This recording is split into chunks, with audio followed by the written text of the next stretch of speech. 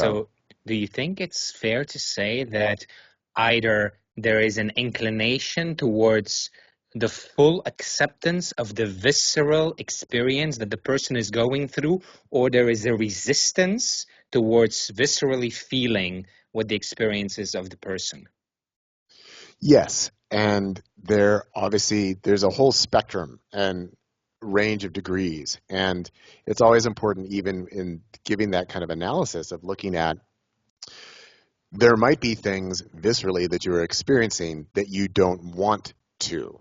Some of them might be self-created. Some of them might be a feedback loop that you have created for yourself, and so we want to look at that. And then also there might be, like I myself have a chronic sleep disorder, which often produces very uncomfortable physical sensations in my body. So like me as an individual, we could say, I'm not creating these sensations. They are happening. So how am I managing them? How am I living with them? And, there's lots of different ways that people experience things that are uncomfortable or viscerally encountered, that might be mental, emotional, physical, any combination of those. And that it's not that we just want to tell people like, okay, so you feel miserable? Great. Feel that all the way. Sometimes when people do feel miserable, they want to put on a face that says, oh, I'm not miserable, or I'm managing, or I'm doing okay. But maybe underneath that, maybe there's some grieving and sorrow that needs to take place. Maybe there's even some anger that needs to be released.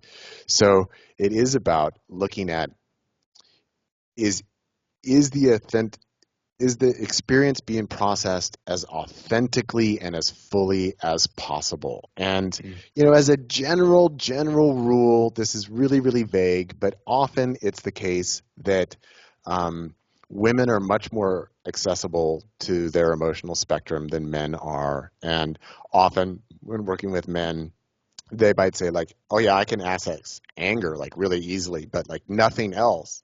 And then also because the way people are socialized, men, for example, do tend to deny pain more than women do, whether it's physical pain, mental pain, emotional pain.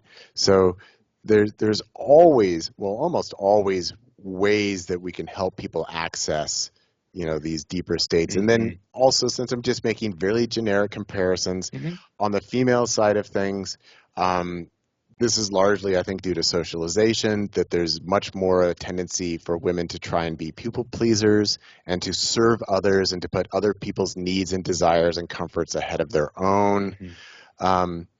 So there are ways that people are not optimized in their direct experience of loving and caring for themselves, and that they take on different either gendered or social roles that they then perform as, that often prevent them from loving themselves unconditionally and being happy. And even there that, a lot of times people in the spiritual world or the therapeutic world or the spiritual therapeutic world, they talk about how, well, you can manifest anything you want in your life, and that the abundance is available for everyone, and that if you really get clear on all of this stuff, that you'll just be happy and satisfied and nurtured all the time. And that's just another really deep pathological layer of bullshit right there, because it's just not true. And so helping people discover the truth within themselves, I think that that's the most important thing that we can do. And again, it's often really uncomfortable doing that and uncovering where are our patterns of compensation or self-delusion that are getting in the way of really being present. Because sometimes reality will make you mad. Sometimes it will hurt. Sometimes it will be unsatisfying. Sometimes it will be terrifying. And sometimes it will be what you don't want. But that's what reality is. And then other times it will be ecstatic. It will be pleasurable. It will be rewarding. It will be abundant. But to walk around with the idea of everything's going to go my way forever and I'm just going to be perfect and totally self-regulated and everything's going to be awesome, that is just spiritual gaslighting. So I'm really opposed to that. But I think I've gone off on a tangent. So I'll pull back and let you ask your It's next fine. question It's or make fine. your It's next fine. comment. Yeah.